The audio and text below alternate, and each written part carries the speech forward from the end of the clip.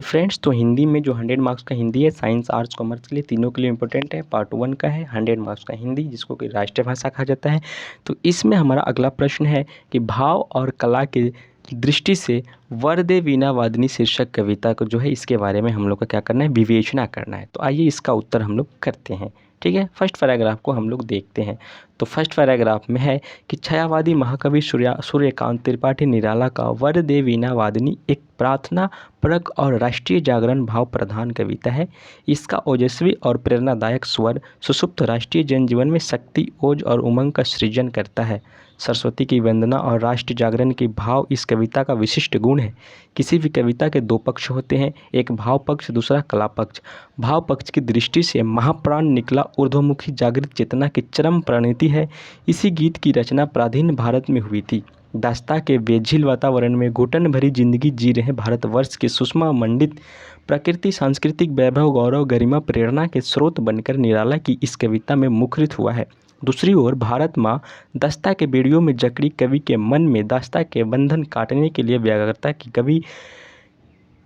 थी। कवि भारत देश में जागरण ज्ञान गोती के माध्यम से लाना चाहता है। नव गति, नवल ताल छंद, नवल कंठ, नव जलमंद रव में कवि इस भावना की प्रार्थना करता है। यह राष्ट्रीय भाव पूरित करता है। नेक्स्ट पैराग्राफ हम लोग देखते हैं। यहाँ पे निराला के गीत में नाद सौंदर्य, चलिए मैं इसे थोड़ा सा ऊपर कर लेता हूँ ताकि आपको भी अच्छे से दिखाई दे। तो आगे है कि निराला के गीत में नाद सौंदर्य एवं संगीतात्मकता की नवीनता एवं स्वच्छंदता के प्रति कवि का आकर्षण स्पष्ट अभिव्यक्त है। कवि प्राचीनतम की जगह पर नवगति चाहता है, नवीनता चाहता है और प्राचीन छंदों के बंधनों को तोड़कर मुक्त छंद में रचना करने के उत्सुक है। कला की दृष्टि से भी यह कविता उत्कृष्ट है। इसका वर्ण और शब्द गठन अतुल्य शब्द ध्वनि उत्पन्न करता है। ठीक है, रूपक, उत्प्रेक्षा, अनुप्रास आदि अलंकारों से सुंदर व्यंजन इसकी शब्द रूप को उत्कृष्ट है। इसका जो है कुछ यहाँ पे लिखा गया है, आप इसे देख सकते हैं। उस कविता का कुछ पार्ट जो है यहाँ पे लिखा गया है। काठ अंध ऊर के बंधन अस्तर, बहा जननी तो ज्योमिवर निर्झर, कुलस वेद तुम हर प्रकाश भर जगमग जगमग दे।